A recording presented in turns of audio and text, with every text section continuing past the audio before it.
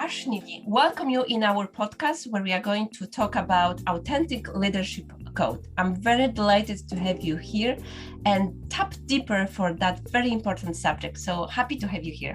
Oh, I'm delighted to be here, Kornelia. Thank you so much for inviting me. I'm just looking forward to our conversation.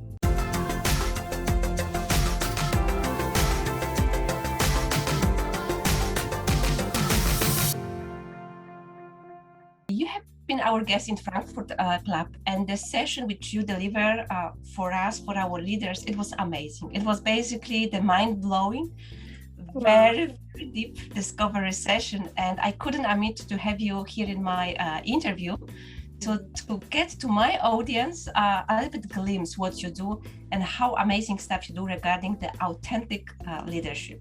Oh, thank you. That's very humbling, Kornelia. Thanks for saying that. Happy to hear that.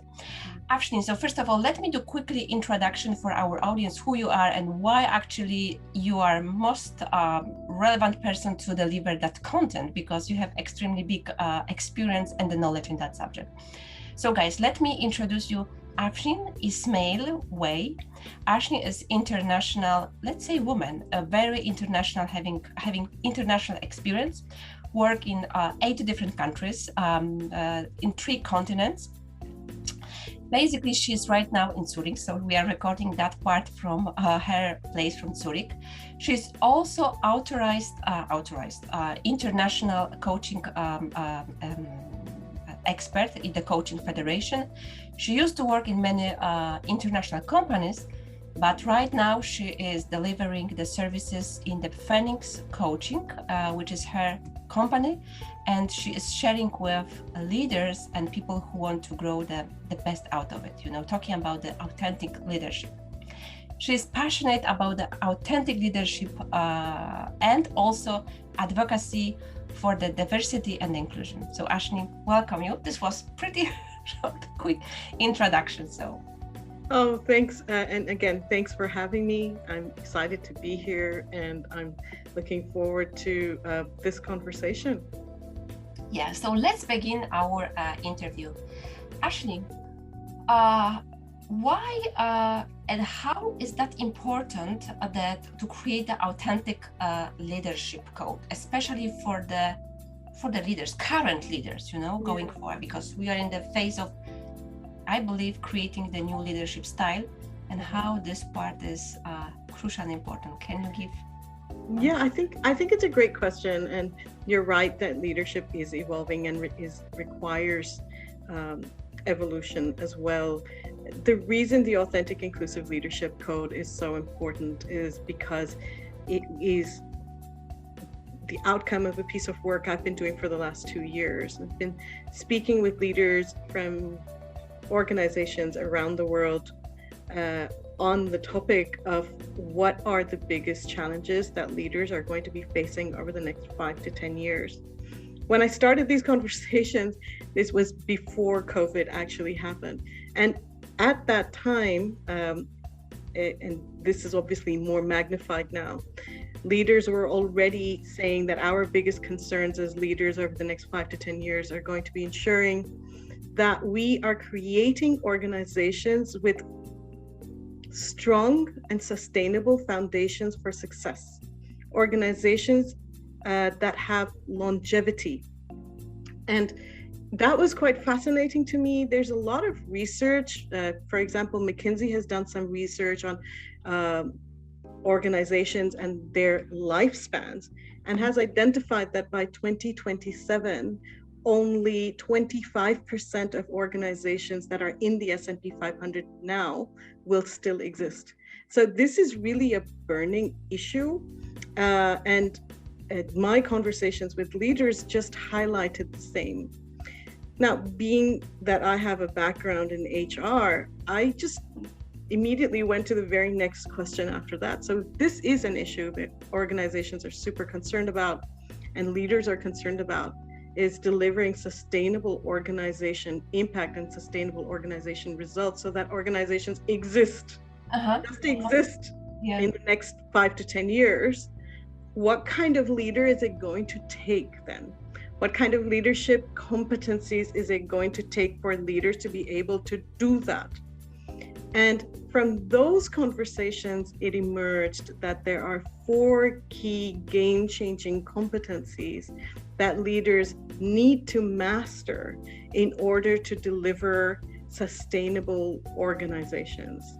Yeah. And that is the reason why an authentic, inclusive leadership code is such an important piece of work, because I took those game-changing competencies and actually codified that into a program that now we deliver to organizations, again, around the world. And we help leaders with elevating those competencies so that they're able to create sustainable foundations for organizations that exist into the future. Mm-hmm. Mm-hmm. Absolutely. And you know what, when you mention about new generation of the leaders, and it's driving me to the next question, because you have been in the big organization, now you step out, you are doing this diligent and expertise to advising them. Based on your experience with the clients, what are the challenges which the big organization are facing? Because they used to operate in a, let's say, we can say it old way, but what are the challenges which you identify in that aspect? And later on, we can tap into this code which you mentioned. But just quickly for our audience, maybe they can also resonate in their organizations if they see these elements as well. So can you share what those organizations are facing, your clients, basically? Yes, and again, it goes back to the word of sustainability. A lot of organizations and a lot of leaders are struggling with a very prevalent issue, prevalent problem, and that is short-term business results or long-term organization. And in short, a lot of leaders are under pressure to deliver short-term business results, deliver profits now. And in doing so, whether it is because shareholders are expecting dividends, whether it is because our leaders, whether they're general managers of businesses, are trying to achieve commitments to forecasted sales. These short-term business results, just the blind pursuit of the short-term business results often compromises the longevity of an organization, because we cannot just focus on short-term business results and not think about whether these results, whether the methods in which we are trying to achieve these results compromises the long-term future of the organization. So for example, and these are really critical issues that real life leaders face on a real life day-to-day basis, is they come into the office and they have committed that they will have a certain percentage of sales, or have expanded their percentage of sales by such and such amount by the end of the year. And then the end of the year begins to approach, they haven't achieved their targets. That means that their bonuses will be affected. That means their promotions will be affected. A lot of external validation and recognition comes from achieving specific sales targets. But if you don't achieve those sales targets, then that means that you may lose your job, you won't get the external validation, you won't get the bonus. So leaders need to find a way to balance their extrinsic motivation, their extrinsic validations, with their intrinsic beliefs, that if they take short-term decisions that help them show the numbers, but that affect the market demand next year or affect sales next year, they have to be able to say, I'm not willing to do that. I'm not willing to make that choice because it saves me, or it's better for me in the short term, or it means that I'm meeting business targets this year, but that I'm compromising business targets next year? And these are the difficult decisions that leaders need to make effectively. They need to be able to manage internal headwinds, to respond effectively to short-term challenges in order to not compromise long-term the business's results in the long term. This is really big thing, and and this is another thing where we are coming with your expertise, because without having that knowledge, this is what I'm hearing as well from my clients and friends as well.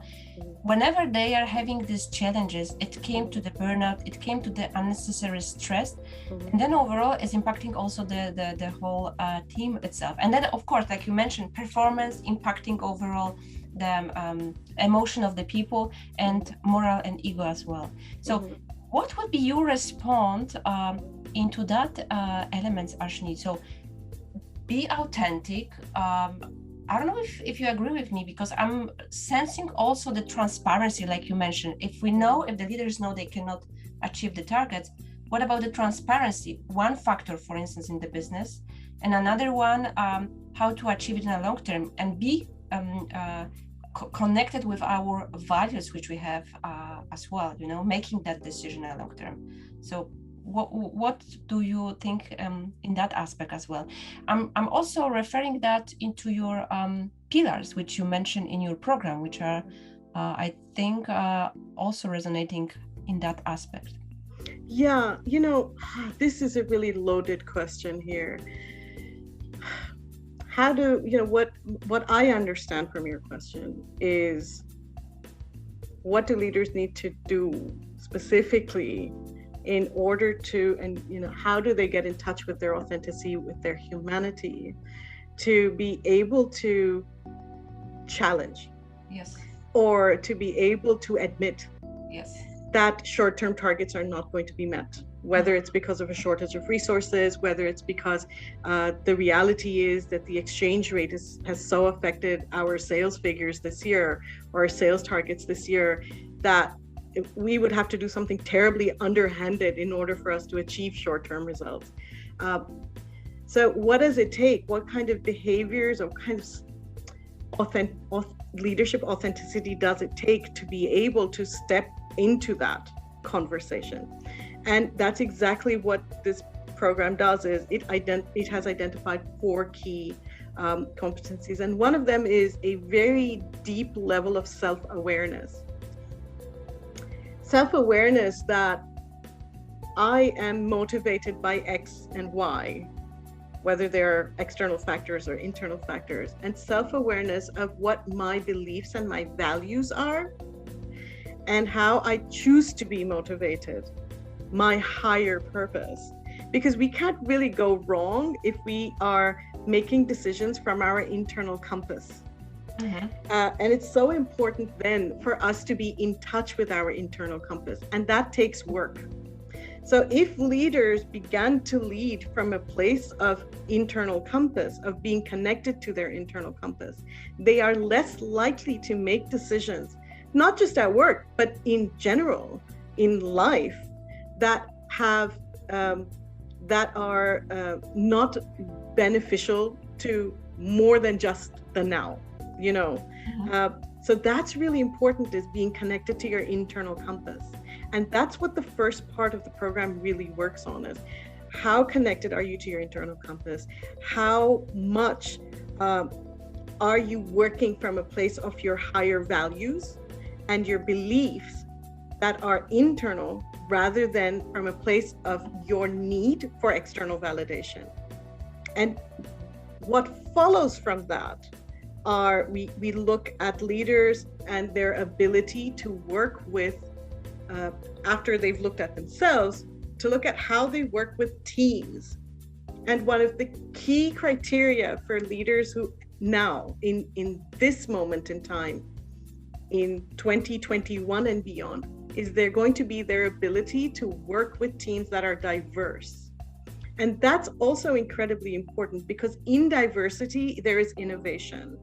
In diversity, there is the ability to work and learn from a wide variety of ideas and thoughts that allows us to bring these ideas into the organization and create new ways of doing things. So that is a really key skill set that leaders are going to need to master. And this is very much a social skill right now as well. The third skill that leaders need to master is courage. And we talk about courage as courage competence. It is the ability to take risks, but to take them in a way that they are not compromising good decision making. And at the same time, how do you take risks with courage, with being extremely sensible and thoughtful and having thought everything through. So it's really about helping leaders not just lead themselves or their teams, but also their organizations courageously, so that they're making the decisions for the organizations in a thoughtful manner, but without not taking any risks at all, which again really stops innovation and really stops organizations from growing. Courage also involves resilience, and that's going to be needed going forward, as it has been needed these last years. Let's say this last year and a half or so, is our ability to elevate our ability to bounce back. Let's say that's incredibly important. And finally, the last piece we look at is the ability for leaders to inspire, because if they are able to do self-awareness, if they're able to lead diverse teams, and if they're able to be courageous and resilient, then they have all the tools they need, except the ability to inspire people towards a higher purpose, inspire people to think about not just self, but the entire ecosystem in which they're operating and the impact that they're going to have on themselves, their teams, their organizations, their families, and their communities. And once leaders are able to begin to speak to their organization and their teams in that language, that is when they can begin to inspire. And that is when sustainable impact happens. And that is when sustainable organizations get created. Wow, you give really like a recipe for the successful leadership, and you really touch upon very interesting subject, which we can see also in social media as well. There's diversity, and what does it mean? Is it also related to the gender, to the bias, and different aspects, isn't it? This is how you see diversity concept. Well, I love that you're asking this question, because so 2 days ago I hosted a call on the leader's responsibility and the coach's responsibility to diversity, equity, and inclusion in the workplace for the International Coaching Federation. And we talk about, when I talk about diversity and reflect on diversity, it is important to talk about it in as diverse a way as we possibly can. But it's really important, Kornelia, and we talked about this in our previous conversations, is the first step to diversity and inclusion is including self. Yeah. And what we often forget in opening ourselves up to the experiences and ideas and life choices of others is our own experiences and ideas and choices. We often compromise self-care. As women, we often leave our feminine selves at the door before we walk into the office. There are so many things that we don't include of ourselves in the way we engage with the world, that I find that's the biggest first step that we need to take in order to begin to be inclusive of others, is to begin to include our entire context and insist that our entire context, that we can be all that we are and bring all of ourselves to our work and to other aspects of our lives. And once we can stand in that place of knowing that we are enough, and then when we can stand in that place and say, I fully self-accept, then it is the moment I've noticed that we, in our self-accepting state, find ways to accept others, to include others. That is when true, authentic inclusion starts to happen. Absolutely. I mean, I'm already having goosebumps because I know what are you talking about, because I had a chance really to be in your workshop, and like our attendees who did that one together with you, like we experienced it. Once you accept yourself, us with our flaws, because no one is perfect, let's face it, this is the fact. Once we start accepting that one, you can start resonating in a completely different manner. I remember in my career, one manager, I mean, two examples. One, it was the women, and second one was the men. And what I like in that time as a team member, you know, being led by those people, is this acceptance, you know, regardless if you did a mistake or not achieve something, or basically, let's say, screw something, it was accepted, you know, knowing that you are not perfect. So you have a chance for the mistakes, but at the same time, they are there to support you, to give you this support hand.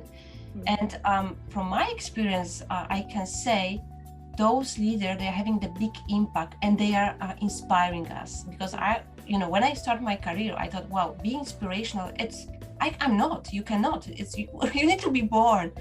And you just mentioned, and you show us by this workshop, it's a skill which will gradually come after the inner work which we do, isn't it? This is absolutely true. I really think that if we allow ourselves to become who we are meant to be, that in itself becomes an inspiration.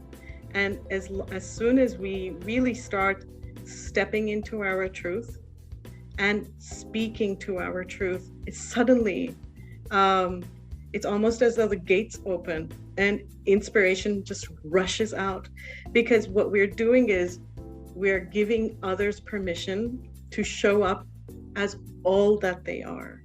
And that in itself, imagine if you were able to work in a team when you could bring all of yourself, warts and all of yourself.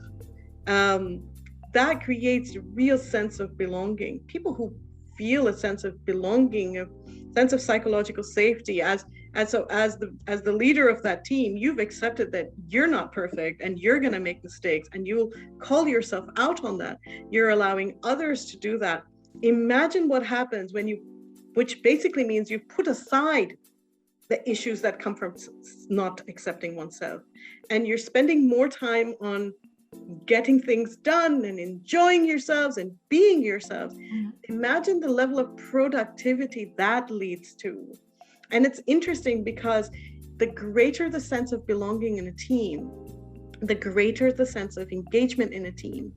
And all research clearly shows that the higher the level of engagement in a team, the higher the level of discretionary effort.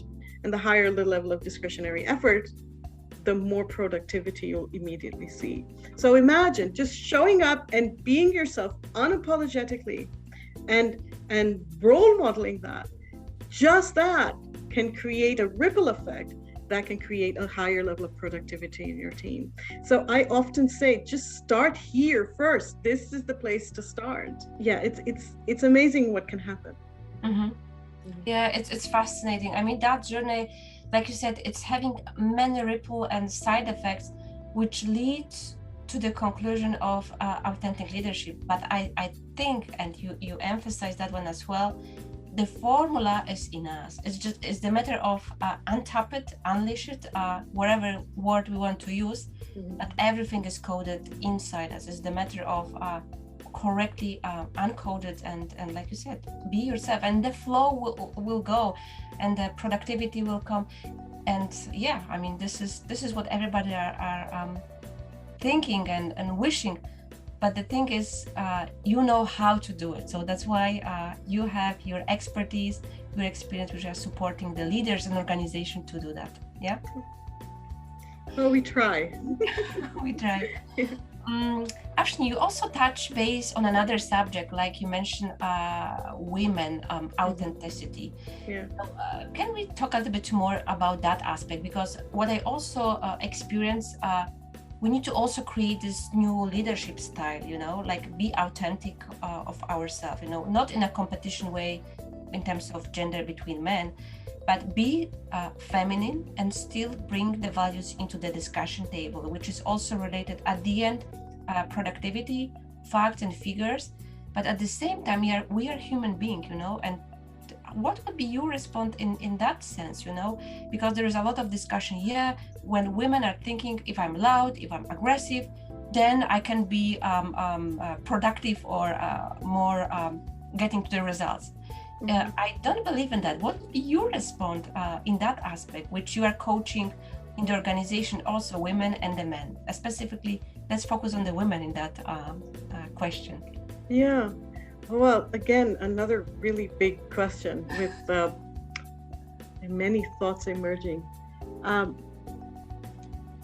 I feel as though as women, we've spent an enormous amount of our lives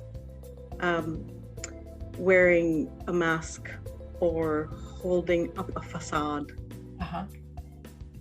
of what we should be, that will enable others in power to accept us as equals, to take us seriously.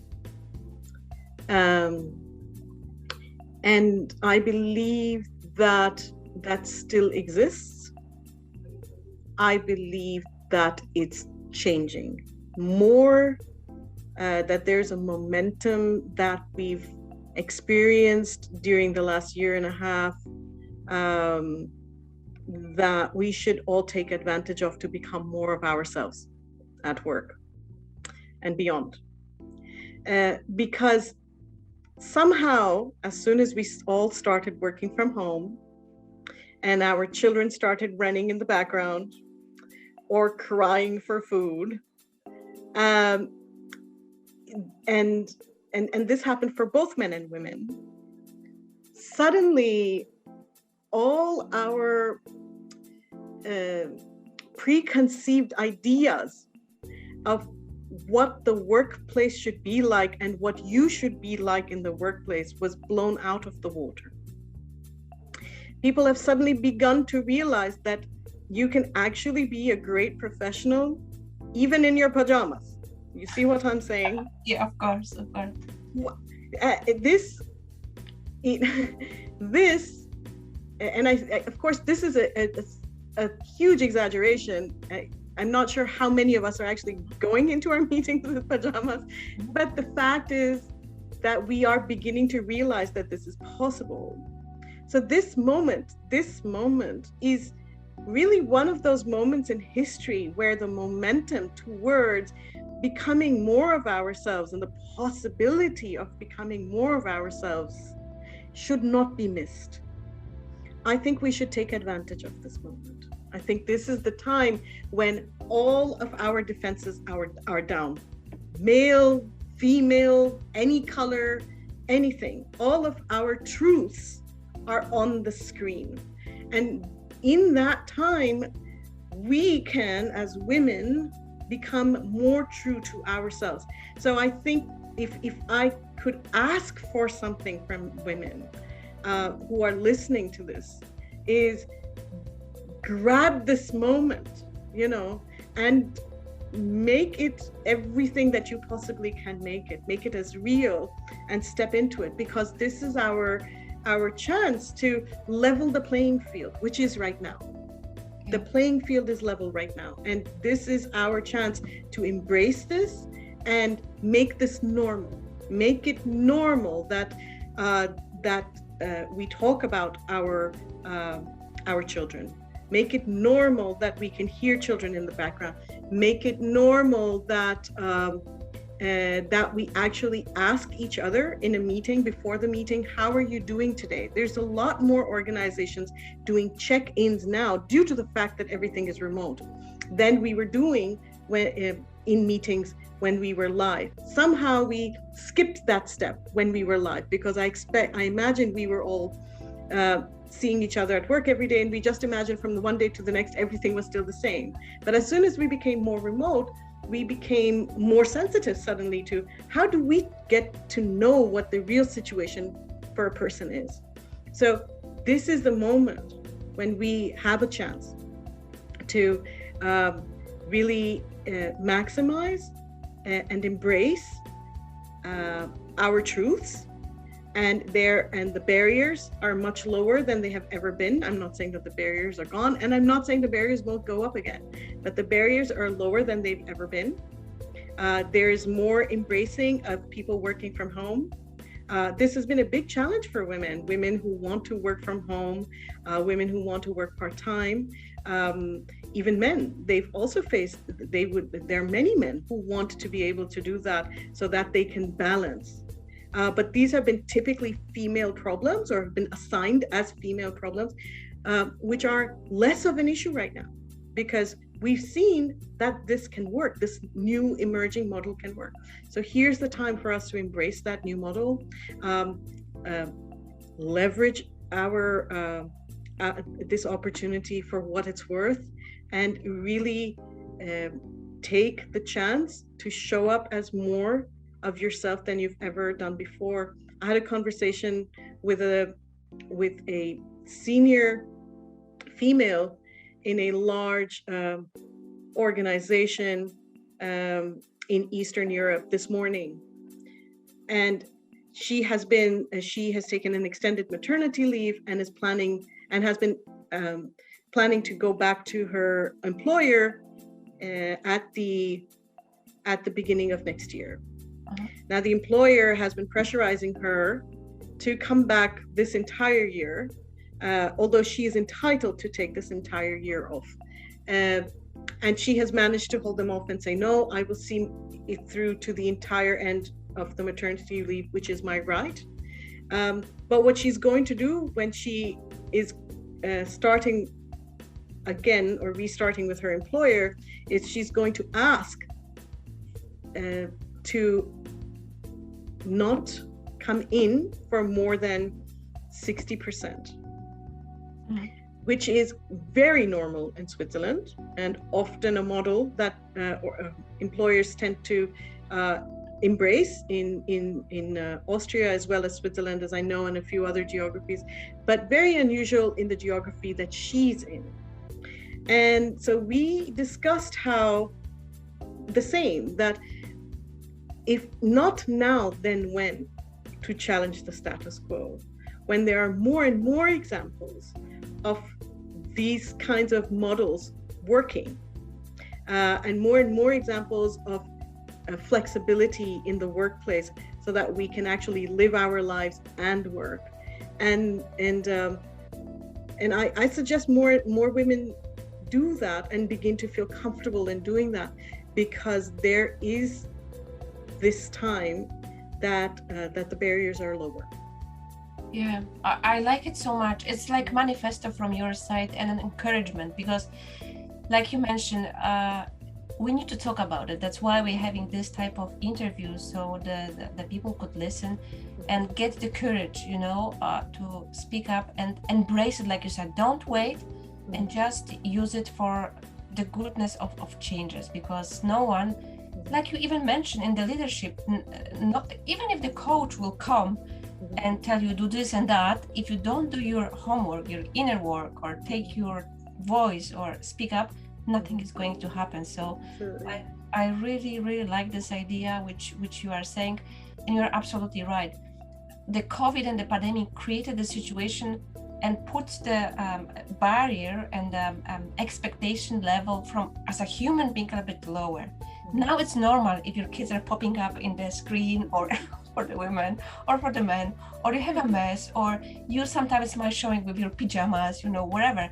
Yeah. What matters is what you deliver, what you are capable to deliver. And I think this is what the authentic leadership should do, and we need more advocates to embracing and emphasizing and talking and giving the courage for all employees, doing in a mature way, not in a useful way, but really in a mature way. Yeah, I think, the more, I mean, thanks for sort of reflecting that back, because as I was listening to you, I was thinking to myself, it may be that in certain cases, or even 50% of the cases, that conversation doesn't get further than just planting a seed.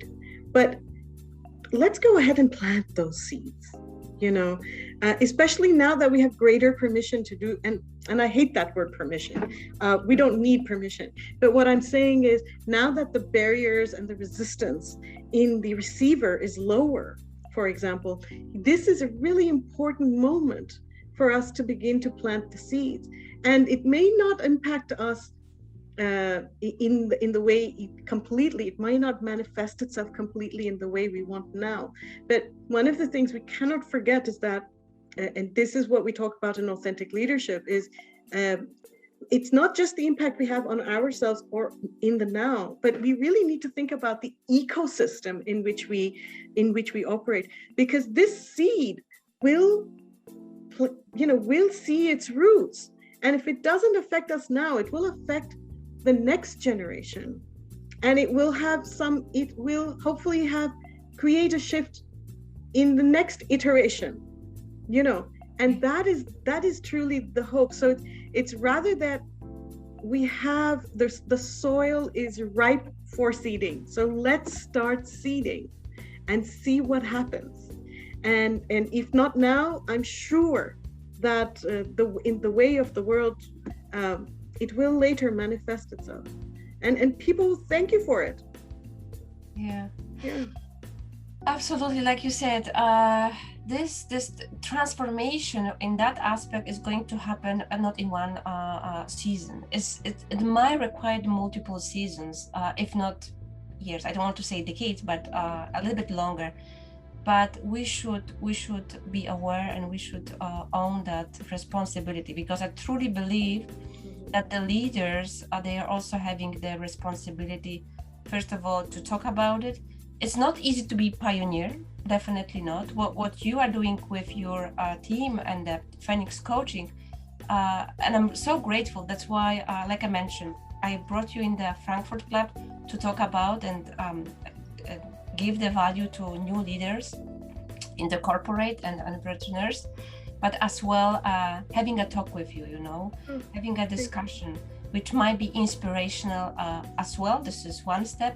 And the second one is doing the actions, doing the homework and seeing the results, because we need that one. And in terms of sustainable results and a greater place for work, like you said, innovations. Mm-hmm. I love it, because I used to work in the teams who were international. Mm-hmm. You as well. I seen your like when I was reading at the beginning, you're having many international experience, and you can resonate with that, I think, as well. Yeah. Those teams are so creative, isn't it? Yeah, absolutely. So I think diversity breeds creativity, innovation, joy too, believe it or not, and many funny moments. I spent, like you said, so I've spent of the 8 countries that I've lived in, 7 of them I've been a minority, a foreigner, and all these things that you say about people who are not from that place. And I often use the word "in my culture" to sort of explain how I am processing things differently than people around me that I happen to share a country with in that moment. So in my culture, when we we walk our children to school. My son started going to kindergarten 2 weeks ago. Mm-hmm. And in my culture, of course, we walk our children to kindergarten, or we drive them to kindergarten. And then when we take them there, we don't leave them until we have handed them over to whoever's in charge, whether it's a teacher or the carer or whatever. In Switzerland, this is absolutely not the case. In fact, we are sent directives from the immigration. I received a notice from immigration, because I'm still considered an immigrant here, that it may seem unusual for me, but mother taxis are not allowed in Switzerland. Children must walk to school by themselves because it's safe. And so my son walks to kindergarten. He's 5 years old. He walks to kindergarten by himself. He walks to midday station by himself, and he walks to all of his sports activities by himself. And well, not yet. He will after 4 more weeks of me walking with him. But they are expected here to do it differently. And in my culture, that is absolutely not normal and not safe even. But the reason I share this is because this makes up for many funny stories, and it makes for many interesting dialogues. It makes for many interesting ways to learn about the world, and just being able to have conversations in which you can sort of say, in my culture, we do it like this, and then laugh over those differences. That creates so much perspective. Yes. And perspective sharing and laughs, and that is truly reflective of how people who are different can still come together in ways in which they are able to honor each other's journeys and learn from them and grow from them. So absolutely. And I would also add another factor, which is the respect. Because once you coming as an immigrant, because I'm also living in Germany, I'm Polish, and coming from that space as an immigrant, you respecting other cultures. You are bringing your culture into that country. You are integrating, but at this time you're having more boundaries in terms of respecting other people, giving them the space to be themselves. And this is what is creating the free space in terms of creativity. Because I remember our teams, they used to be multi-culti, American, US, Polish, Germans, and at the end, from the corporate perspective, they really like the cooperation because they were dynamic, they were interactive, and like you said, it's also allowing us to be there because the leadership was having this kind of mindset, regardless of the nationality, they allowed to have this multi-culti behavior and they cultivate it. So yeah, it's very rewarding. Absolutely. Afsheen, we are going to the end of our interview, and I would like to ask you where people can find you. I know you are right now, it's a busy season in terms of workshops, so if you could give to our audience the hint where they can find you, that would be really awesome. Sure. So they can find me at my website address, which is also where my emails are, my contact details are, and it's www.thephoenixcoachingcompany.com. So www.thephoenixcoachingcompany.com. Yes, we will also link it in the description for this interview. Okay. Actually, it was very delightful discussion with you, deep dive. As always, Kornelia. happy to have you here. Thank you. Guys, if you like this type of discussion, if you want to hear more, just put the comments, subscribe, and I will try to deliver more this type of meaningful content for you to support you to grow, professionally and financially, and be the great leader in the space of workplace and the private space as well. So, Afsheen, thank you very much, and looking forward. My pleasure. Take care, Kornelia. Bye. Bye.